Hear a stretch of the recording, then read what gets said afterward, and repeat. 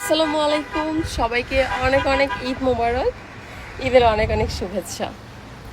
এইবারের ঈদে আমি একটা লাল জামা নিয়েছিলাম।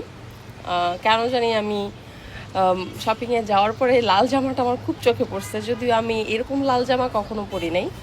মানে হচ্ছে একেবারে লাল, আর কিছু নাই। তো ভাবলাম যে ওকে, লাল জামাটা যেহেতু চোখে লাগছে আমি নিয়ে নেই। তো আমার আবার সমস্যা হচ্ছে, যেটা পছন্দ হবে এরপরে আর কোনোটা পছন্দ হবে না। তো যেটা ফার্স্টে দেখে ভালো লাগবে ওইটাই আমি নিয়ে নিছি। আমি নিয়ে নেই। আর ভাবতেছিলাম যে আমি কি বাচ্চা, আমি এখনো লাল জামা পরবো। বাট লালের উপরে কোনো কালার হয় না, লাল কালারটাই গর্জিয়াস।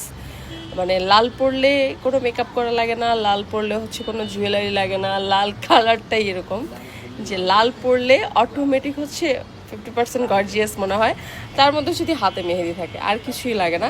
সো আমি হচ্ছে আমার লাল জামা পরে বাসাতেই বসে থাকবো, মাইর দিব। আমার লাল জামা পরে আমি বাসাতেই বসে থাকবো, কারণ এইটা পরে বাইরে যাওয়ার দুঃসাহস আমি একদম করছি না।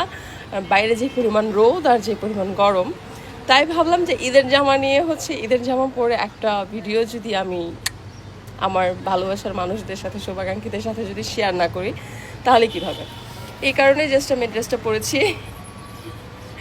কিন্তু আমার এটা পরে বাইরে যাওয়ার দুঃসাহস একদম নাই। সো আমি এখন এমন একটা ড্রেস পরবো যেটা পরে আমি সারাদিন কমফোর্টেবল থাকতে পারবো। সবাইকে আবারও অনেক অনেক ঈদ মোবারক। সবাই ভালো থাকবেন। আল্লাহ হাফেজ।